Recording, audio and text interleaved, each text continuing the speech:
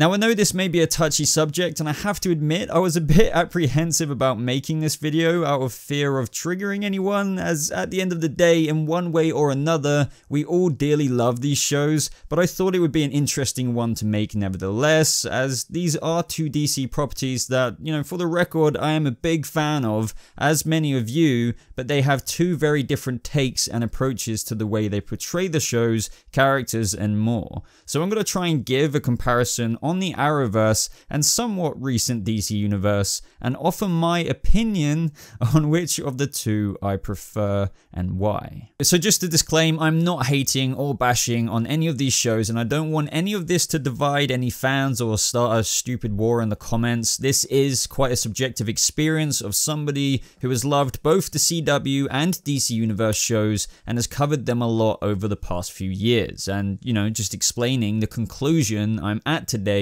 through watching both what DC Universe has to offer with Titans, Doom Patrol and Swamp Thing, and future shows, and obviously the CW with Arrow, The Flash, Legends, and others. So of course this started with the Arrowverse, or long before that with shows such as Smallville, but that's not really what we're comparing in today's video. I was very big on this, and still am, by the way, and we'll get to that more specifically by the end, and the Arrowverse is one of the inspiring reasons for actually starting this channel. It was great seeing more comic book characters come into TV and, you know, awesome live action, drama and suspense, with the first show being Arrow, and then The Flash nailing its first season as well, and other shows just followed as the years went on. But that being said, guys, ever since DC Universe came out, airing with Titans, and say what you will about Season 1, as I know that's up for debate with a lot of people as to whether it was really good or not, which, you know, despite its issues, it did bear the responsibility of being the founding blocks of the streaming platform, and of course, it's not as though the Arrowverse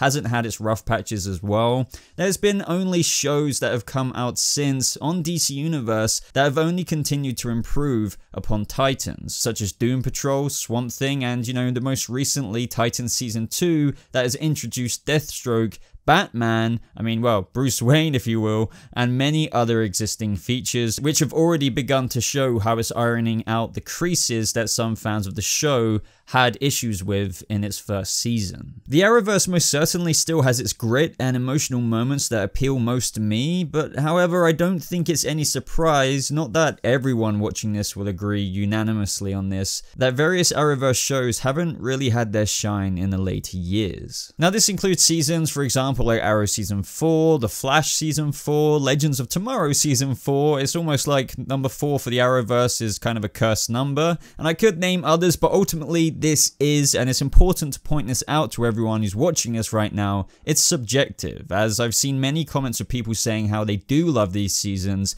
but those are highlights of what I know to be the most heavily criticized. Even from actors themselves, such as Stephen Amell, admitting that they didn't do so great with Season 4 of Arrow. Now sure, The Flash Season 5 was an improvement in a lot of areas for me on Season 4, but it still wasn't spectacular, even though Season 6 looks great, but hey, we're not there yet. Arrow Season 7 was definitely an improvement on Season 6, but still not as good as Season 5. But Season 5 wasn't perfect either, even though, yeah, come on, Adrian Chase was badass. But the main thing that I want to get out of this is that the DC Universe succeeded in other areas more than just me saying to you guys something like, oh, look how cool Dick Grayson's Robin suit is and how much more R-rated this is, and ultimately, that's why I kind of think it's a bit better than the Arrowverse than all of this sounds. You know, where it really sold me, guys, in addition to my obvious love and preferences with its production and tone, is its character development and pacing. Now hold up for a second, I understand that some of you may say that sounds a bit funny given that Titans had somewhat of a pacing issue we've already been over in its first season,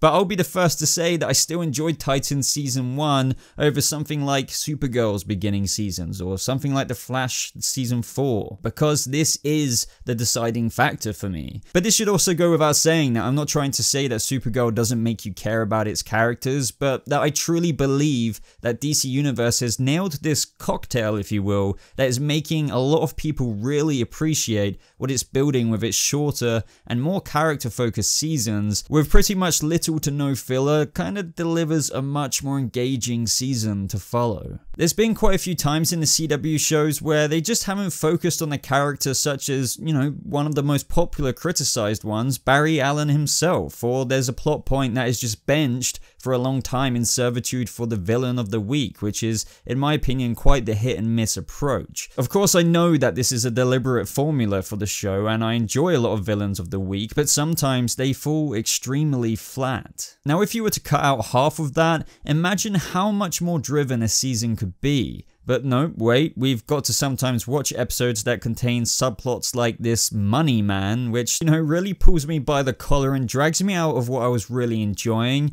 And this can go on for a couple more episodes, with that exciting main plot point only being mentioned in the following episode, rather than actually being tackled. Now, DC Universe, on the other hand, has a constant fluent story with shorter episodes. Doom Patrol had moments where you could argue it would bench the Mr. Nobody antagonist compared to other full-on episodes with him featured in it, but then it just poured all of its energy into developing its characters, to only then find out that it still somewhat involves the main plot in those episodes. And look at how much shows like Doom Patrol made its audience care about its characters such as Larry Traynor, Cliff Steele, and the others, but even character development aside, having 10 to 15 episodes is still so much more engaging than getting around 22 episodes a season like most CW shows do. I mean, just call it 15. And honestly, I think that it's fair enough to say that there's around near 7-ish episodes worth of content that could most likely be cut out from most seasons on the CW. But here's the gist that I've come around to 8 years later from the beginning of the Arrowverse. I mean, as much as I love the Arrowverse with shows such as The Flash and Arrow, which I still continue to review and update and talk about on this channel to this very day, I just feel as though the DC Universe shows deliver a much more preferable, I mean, at least to me, formulaic and mature approach that I love seeing in superhero shows, which, definitely suits my interest and love for these comic book characters they're bringing to life. This goes for other comic book shows out there as well, whether that's Legion, Preacher, or most recently The Boys, which has been a super hit. And guess what? That had 8 episodes with little to no filler. Even when we're going to get season 2, it won't be 22 episodes. So you can clearly tell that I have a much bigger interest in shows that give a lot more grit, but there's also a lot more to this comparison than that. I know I'm not the only fan who feels this way either with regards to the CW's quality and what we kind of have now with shows like Titans Season 2 or Doom Patrol on DC Universe. Now, of course, you could just be saying that you just prefer DC Universe with all that you've mentioned when the CW is clearly targeted at a more teenage audience. Well, what I have to say to that is maybe that is a factor, but that obviously doesn't mean that these shows aren't enjoyed very much so by older audiences. But perhaps I'm just preferring the opportunity we now have with DC Universe being available, mixed in with the other comic book characters that I love blended in with the more R-rated cocktail that they give us. I mean, I've already mentioned that there's 100% preference here over the CW in terms of tone and what DC Universe can do over something like the CW, but I still stand by what I mentioned with that there are more integral elements over that in comparison, in which I feel like a lot of the audience are getting a little bit tired of with the CW formulaic approach to things, whether that be the 22 episodes and aforementioned reasons when you put these things side by side. Ironically though, Arrow in its final season is 10 episodes, and as I've made a few videos about already, gathering details, we know how much more cinematic it will be, and obviously with 10 episodes,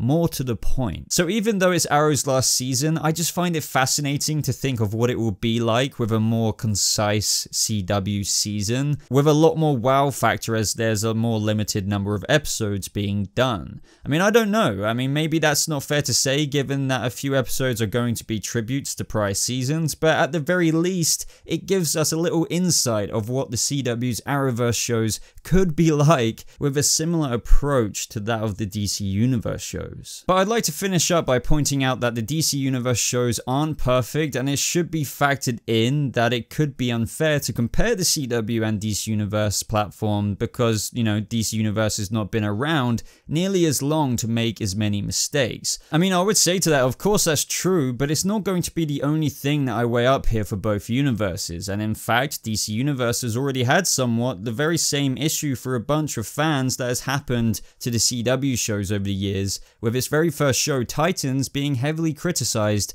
in its first season for various reasons. I mean, as I teased at the beginning of this video, Titans Season 1 had a weird pacing issue. It felt as though it should have been designed to have been binged due to the ways that the episodes left and picked up from week to week. Then we had the kind of lack of character development on some characters such as Starfire, Beast Boy, because a lot of the focus was put on characters such as Dick Grayson and Raven. Now, of course, the first season weighs heavily on Dick Grayson for story reasons, but you get my point. Not to mention that they had changed their plans last second by scrapping 2 episodes, thus leaving the finale feeling utterly unsatisfying to watch as, you know, a series finale. But nevertheless, I do feel that the points I've made in this video still stand. I mean, so far, DC Universe for me has trumped the CW in terms of plot, character development, and general tone, but once again, that is my subjective opinion. But now this is where I'm going to ask what you guys prefer. I mean, obviously DC Universe has a big difference in style, tone, and has a much more shorter episodes, as we've already been over, which kind of leads to more character development than that of the CW, and kind of plot development and all kinds of other things. But are you still very much so subscribed to the CW's stylistic way of doing things, even when there's something like DC Universe shows being available, doing it in more of a concise way, which, you know, to someone like me is a lot more preferable? Or since shows such as Titans or Doom Patrol and Swamp Thing have debuted, do you feel yourself more inclined to now prefer those shows over what we've already had with the CW's Arrowverse for many years already? I mean, I don't know, guys. Everyone's opinion is their opinion. Everyone enjoys different things for other reasons. You may very much so enjoy the Villain of the Week formula to liken it to that of comic book issues, for example. But either way, let me know your opinion down in the comments below. It's going to be really interesting to start a conversation on this. If you guys did enjoy this video, I'd really appreciate it if you left a like on it, as it really does show your support for the channel. Other links can be found in my description down below, or you can join my Discord server to talk with me directly about this very subject. I'll leave that in the top pinned comment. But other than that, guys, thank you so much for watching. I hope you have a lovely rest of your day, and I'll see you in the next video. Goodbye.